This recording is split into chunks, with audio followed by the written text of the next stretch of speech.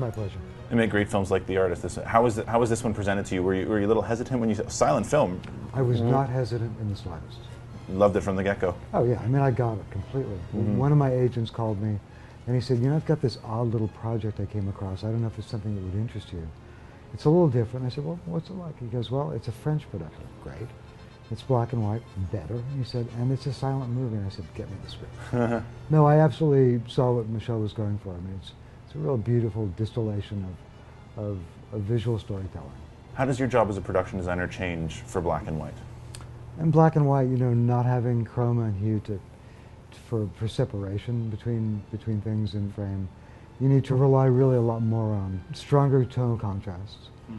Every design job of any sort really needs constraints, because without constraints you don't know how to focus your attention, your energy. So the more specific and meaningful the constraints, the more interesting it becomes. And there's something very specific and very meaningful about saying, and by the way, you can't use any color. It has to be black and white and grays.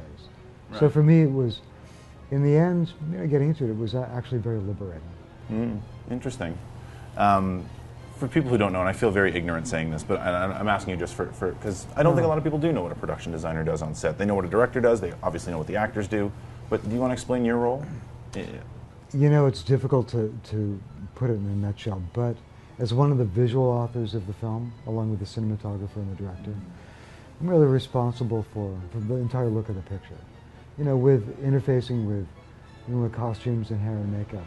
Basically the designer picks all of the filmed locations, designs all of the scenery, works picking all the decor, the decoration and the props, printed stuff, graphics, and everything really that appears in the frame.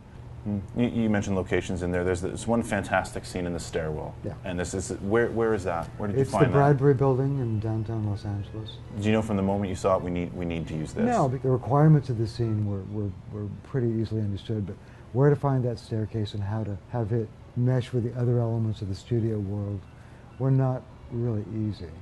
You know, obviously we wanted to, Michel wanted a setting where we could symbolize George's descent and Pepe's ascent.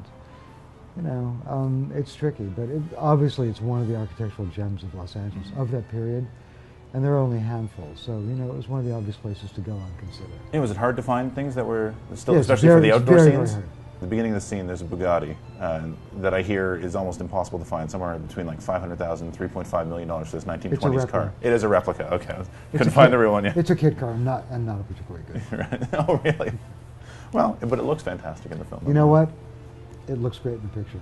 We finessed it a little bit and made it work for our purposes. Did you have to paint differently for black and white and grayscale? We did. I mean, in prep, Michel and Guillaume and we did extensive camera tests, both for hair and makeup and camera stock, all those things, but also I tested a lot of different, you know, paint techniques, and I ended up deciding that, because there's so much film within a film, there's this split world, decided that to help find some sort of slight way of differentiating them, just as George and Pepe's makeup is different between the naturalistic world and the film world, they're actually wearing makeup that's closer to the film makeup of the period when they're shooting their films, or they're in their films. That's smart. Yeah. That leads us into 5 questions. We do 5 quick questions, 1-word answers. Your favorite silent era film? Wow, it changes all the time. 2 of the greatest movies ever made are Modern Times and City Lights. Oh, I like Modern Times. I don't know City Lights. It's heartbreakingly good. But my current favorite is, I just shared with my wife, Our Hospitality by Buster Keaton, which is a real gem.